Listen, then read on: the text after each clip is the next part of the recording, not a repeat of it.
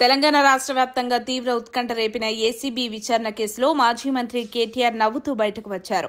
బయటకు వచ్చిన కేటీఆర్ విచారణపై పలు కీలక వ్యాఖ్యలు చేశారు. కేసు లేదు, లొట్టపీసు లేదు అని మరోసారి చెప్పారు. ఈ అంశంలో భాగంగా కేటీఆర్ సీఎం రేవంత్ రెడ్డిపై సంచలన వ్యాఖ్యలు చేశారు.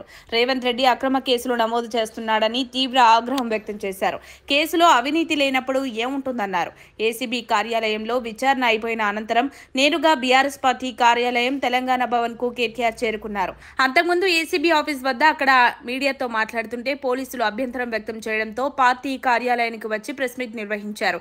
తెలంగాణ భవన్ కు వచ్చిన కేటీఆర్ ను బీఆర్ఎస్ పార్టీ శ్రేణులు భుజాలపై నెత్తుకొని కార్యాలయంలోకి తీసుకువెళ్లారు.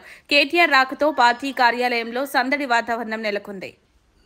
విలేకరుల సమావేశంలో కేటీఆర్ కీలక వ్యాఖ్యలు చేశారు. విచారణలో ఏసీబీ అధికారులు నన్నేం ప్రశ్నలు అడగాలో తెలియక ఇబ్బందులు పడ్డారు. అసలు ఈ కేసులో అవినీతి ఎక్కడుందని అధికారులను అడిగాను. దీంతో అధికారులు ఇబ్బందులు పడ్డారని కేటీఆర్ వివరించారు. పచ్చకామెర్ల వాడికి లోకమంతా పచ్చగా కనపడినట్లు సీఎం రేవంత్ రెడ్డికి అందరూ దొంగలుగానే కనిపిస్తారని ఎద్దేవా చేశారు. నేనొక్క పైసా అవినీతి చేయలేదు అని మరోసారి మీ అందరి ముందు స్పష్టం చేస్తున్నానన్నారు.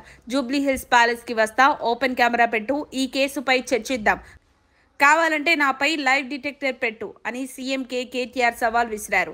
నేను మాట్లాడతా, నువ్వు మాట్లాడు, ఎవడు దొంగో ఎవడు దొరో ప్రజలకి తెలుస్తుందన్నారు. ఇదో లొట్టపీసు కేసని కేటీఆర్ కొట్టిపారేశారు. అధికారులు అడిగిన ప్రశ్నని మళ్లీ అడిగారు. మొత్తం 82 ప్రశ్నలు వేశారు. మళ్లీ ఎప్పుడు రావాలనేది చెప్పలేదు.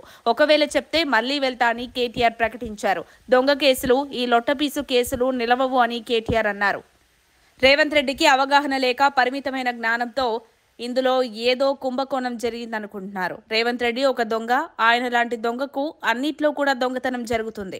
అన్నింట్లో పైసలు తింటారనే దిక్కుమాలిన ఆలోచన ఉంటుంది అన్నారు. మరిన్ని అప్డేట్స్ కోసం మా కాయ్ టీవీని సబ్స్క్రైబ్ చేసుకోండి. మా వీడియో కనుక మీకు నచ్చినట్లయితే లైక్ చేయండి, షేర్ చేయండి. మీ విలువైన అభిప్రాయాలను కామెంట్ బాక్స్లో తెలియజేయండి.